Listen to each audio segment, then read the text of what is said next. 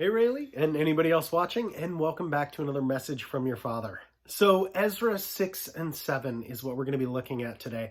If you remember last time, we were looking specifically at two things being rebuilt, the altar and then the temple. We also were looking at the opposition to it, and we're going to be seeing more of that today, but we'll see a little bit of the plan backfiring, let's say. So today is Darius's decree, Ezra arriving at Jerusalem, and then Artaxerxes, I'm sure I'm saying that wrong, it's just easier to say, Artaxerxes' letter to Ezra. So again, just the two chapters today, but that cool flipping of the script and backfiring that we'll see again in 6 and 7. So chapter 6. King Darius then issued an order, and they searched in the archives stored in the treasury at Babylon. A scroll was found in the citadel at Ecbatana, in the province of Media, and this was written on it. Memorandum. In the first year of King Cyrus, the king issued a decree concerning the temple of God in Jerusalem. Let the temple be rebuilt as a place to present sacrifices, and let its foundations be laid. It is to be 90 feet high and 90 feet wide, with 3 courses of large stones and 1 of timbers. The costs are to be paid by the royal treasury. Also, the gold and the silver articles of the house of God, which Nebuchadnezzar took from the temple in Jerusalem and brought to Babylon, are to be returned to their places in the temple in Jerusalem. They are to be deposited in the house of God. Now then, Tattenai, governor of Trans-Euphrates, and Shethar-Bonzai, and you, their fellow officials of that province, stay away from there. Do not interfere with the work. On this temple of God. Let the governor of the Jews and the Jewish elders rebuild this house of God on its site. Moreover, I hereby decree what you are to do for these elders of the Jews in the construction of this house of God. The expenses of these men are to be fully paid out of the royal treasury from the revenues of the Trans-Euphrates, so that the work will not stop. Whatever is needed, young bulls, rams, male lambs for burnt offerings to the God of heaven, and wheat, salt, wine, and oil, as requested by the priests in Jerusalem, must be given them daily, without fail, so that they may offer sacrifices pleasing to the God of heaven, and pray for the well-being of the king and his sons. Furthermore, I decree that if anyone changes this edict, a beam is to be pulled from his house, and he is to be lifted up and impaled on it. And for this crime, his house is to be made a pile of rubble. May God, who has caused his name to dwell there, overthrow any king or people who lifts a hand to change this decree or to destroy this temple in Jerusalem. I, Darius, have decreed it. Let it be carried out with diligence. Then, because of the decree that King Darius had sent, Tattenai, governor of Trans-Euphrates, and Shethar-Bonzai and their associates carried it out with diligence. So the elders of the Jews continued to build and prosper under the preaching of Haggai the prophet and Zechariah, a descendant of Iddo. They finished the building of the temple according to the command of the God of Israel and the decrees of Cyrus, Darius, and Artaxerxes, king of Persia. The temple was completed on the 3rd day of the month Adar, in the 6th year of the reign of King Darius. Then the people of Israel, the priests, the Levites, and the rest of the exiles, celebrated the dedication of the house of God with joy. For the dedication of this house of God, they offered 100 bulls, 200 rams, 400 male lambs, and, as a sin offering for all Israel, 12 male goats, 1 for each of the tribes of Israel. And they installed the priests for each of their divisions and the Levites in their groups for the service of God at Jerusalem, according to what is written in the book of Moses. On the 14th day of the first month, the exiles celebrated the Passover. The priests and Levites had purified themselves and were ceremonially clean. The Levites slaughtered the Passover lamb for all the exiles, for their brothers the priests and for themselves. So the Israelites who had returned from the exile ate it, together with all who had separated themselves from the unclean practices of their Gentile neighbors, in order to seek the Lord, the God of Israel.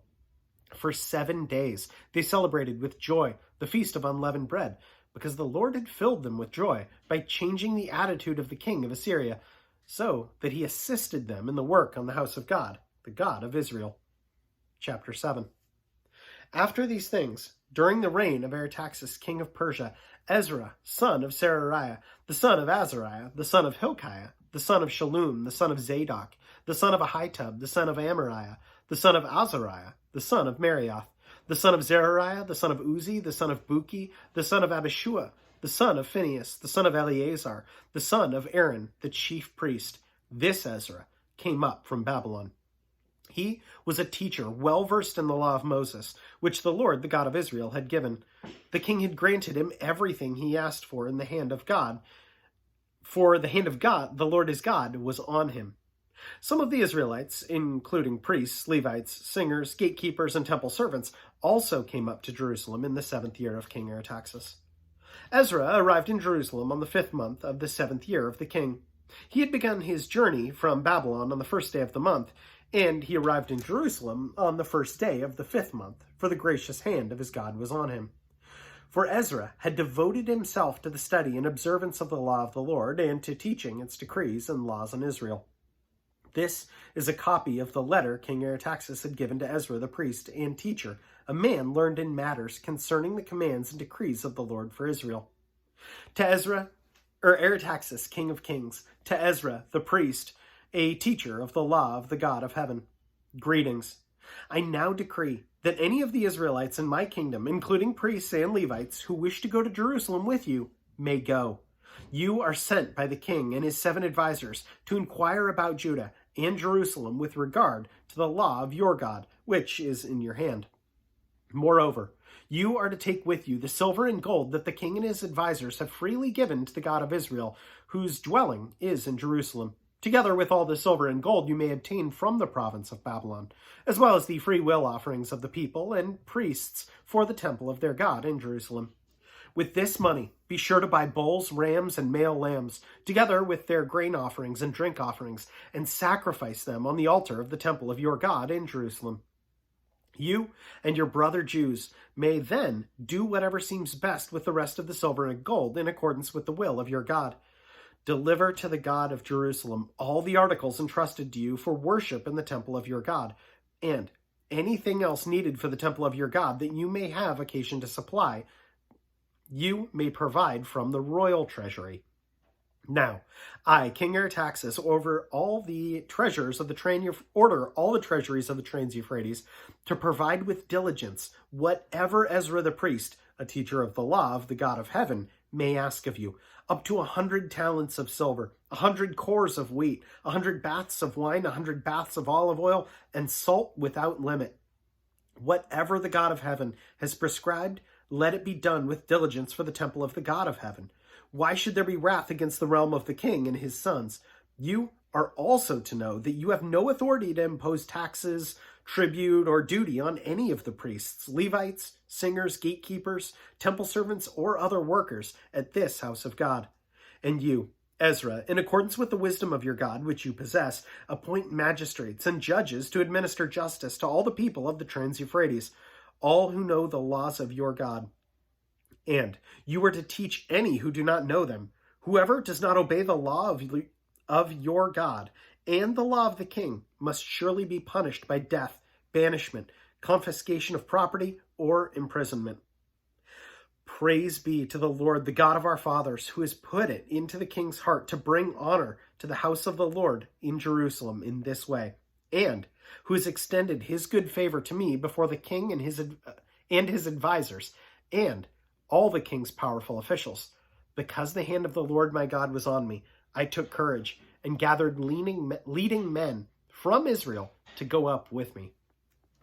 So flipping cool to see how God has turned this. I mean, all of this started with Tattenai. I think it started with him. Tattenai, the governor of the Trans-Euphrates, telling the king, hey, you know what? This city is being rebuilt. Now, if you look in the old books and in the old scrolls, you'll see that this city was trouble, and you can see why it was teared down. Go look and go check and see why all the trouble was caused, and see what we can do about it. And so sure enough, he goes back, and Darius flips that, or God changes his heart by providing that written letter and the decrees of what is exactly supposed to happen for this people to rebuild God's temple. just absolutely incredible. This isn't a simple leave them be. What God does is completely flip this. And I think that's so interesting because what we see here is only divine.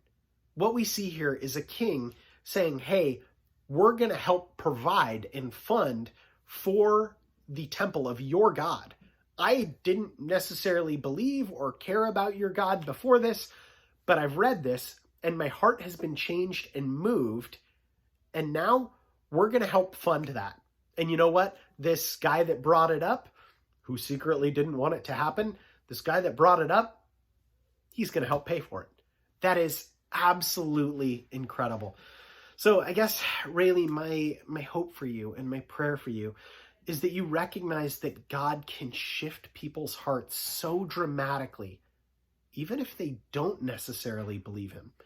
And I think that's something that's worth mentioning and very, very worth noting, Rayleigh, is if God doesn't want something to happen and truly wants to change something, he can. Now, he's going to let us operate in free will, absolutely. But if God wants something done, it will absolutely get done. And that's amazing. That's absolutely cool. Super, super cool to see. Anyway, know that I love you and I'm praying for you. For anybody else that's joining as well, know that I appreciate you so much. And I'll plan on seeing you tomorrow. Have a good one.